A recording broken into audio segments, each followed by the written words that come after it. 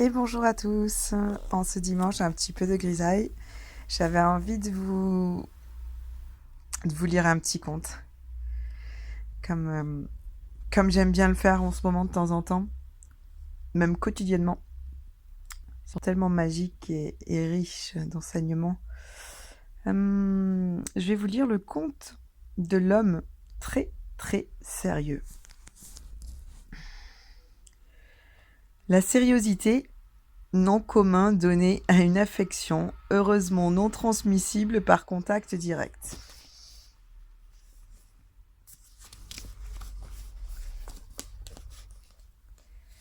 Il était une fois un homme très sérieux. Si sérieux que de mémoire de ses enfants, aucun ne l'avait vu sourire. Sa femme se rappelait vaguement qu'elle l'avait vu sourire une seule fois. Il y avait longtemps, mais elle n'en était pas sûre.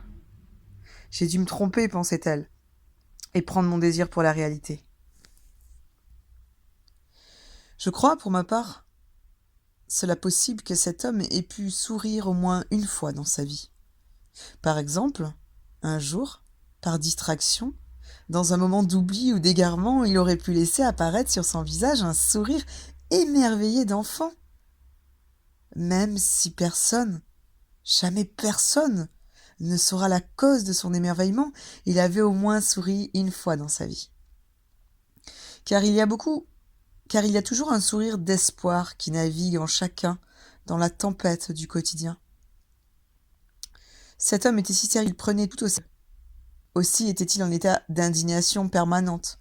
On aurait pu dire qu'il se levait chaque matin sur le pied de guerre, prêt à s'enflammer pour telle ou telle cause. Cela commençait au petit déjeuner, en écoutant les nouvelles à la radio révélant tel ou tel scandale ou tel abus. Sur le chemin du travail, en découvrant tel ou tel chantier et en constatant que sa ville était massacrée. Dans le bus, en remarquant que les jeunes ne se levaient plus pour laisser leur place aux dames âgées. À la maison, en consultant la note de gaz, d'électricité, le carnet scolaire de ses enfants, ou en voyant la façon dont sa femme préparait les pâtes ou la salade, jamais comme il aurait fait lui. Son visage était tout creusé de rides, son corps tendu, amaigri d'incertitude, implosé d'espérance, toujours déçu. Ses yeux semblaient voir toujours au-delà de l'instant, ses gestes se bousculaient sans arrêt, tellement il voulait faire plusieurs choses en même temps. Et son cœur battait toujours à un rythme qui n'était pas le sien. Vous l'avez deviné, cet homme avait une grande difficulté cachée. Il savait se dire pour les autres, mais jamais pour lui-même. Quand il s'indignait, prenait parti contre l'injustice, l'humiliation, l'impuissance, la violence, c'était toujours pour les autres, pas pour lui. Il ne savait pas parler de ses sentiments, de ses émotions, de ses vulnérabilités ou de ses rêves secrets.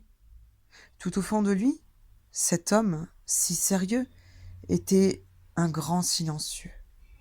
Un jour, une de ses filles entendit que derrière tout ce sérieux, à côté du constat sans fin mené par son père, il y avait un ex-petit enfant blessé, mortifié, qui n'avait pu dire son désarroi et surtout son grand espoir.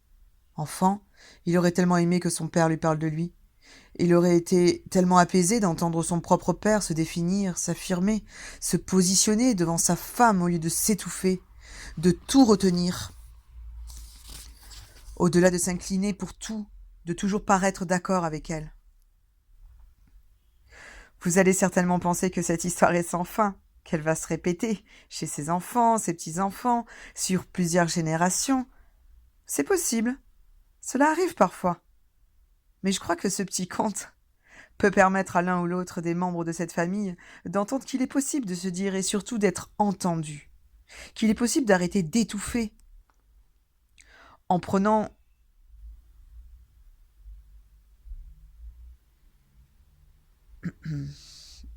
en prenant le risque d'exprimer ses sentiments réels, ses émotions, ses rêves et même ses conflits internes.